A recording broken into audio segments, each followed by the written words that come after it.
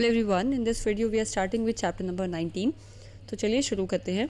The villages of Kantapura are now without their fields and houses. तो अब लोग क्या है, काशीपुर जा चुके हैं, तो उनके पास ना खेत है ना घर है। The life in Kashipura is also difficult. तो जब ये नए गाँव जहाँ पर वो आके बस गए हैं, दे लाइक नोमैड्स, तो वहाँ पे भी उनकी ज़िंदगी जो है मुश्किल हो जाती है। But they gather in the afternoon and read religious books. But फिर भी वो लोग क्या करते हैं, दोपहर में इकट्ठा होते हैं और वहाँ पे धार्मिक पुस्तकें पढ़ते हैं। They discuss the freedom struggle, और जो हमारा ये स्वतंत्रता संग्राम है उसके बारे में वो बातें करते हैं। Many of their friends are in jail. बहुत सारे लोगों के जो दोस्त हैं वो अभी भी जेल में हैं।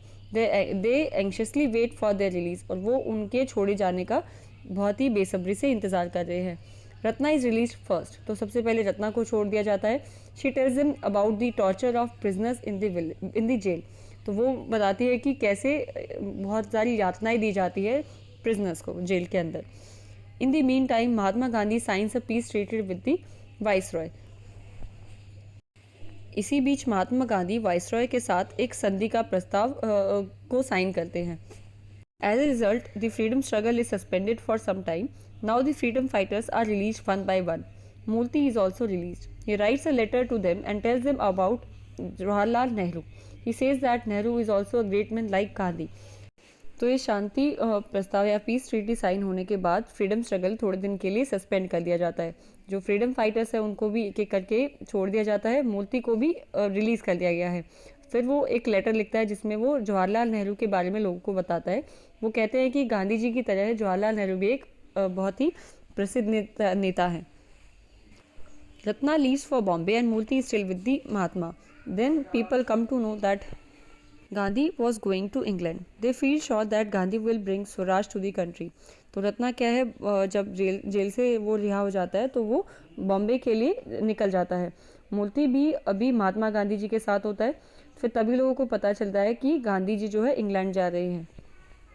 उन्हें पूरा भरोसा होता है कि गांधी जी इंग्लैंड जा रहे हैं तो वो स्वराज लेकर ही वापस आएंगे। Patel Rangegowda comes to Kantapura after his release. जब वो पटेल को भी छोड़ दिया जाता है तो वो भी अपने गांव मतलब कि कांतापुरा वापस आता है। But he finds it deserted. तो वो देखता है कि वो गांव जो है बिल्कुल खाली पड़ा है।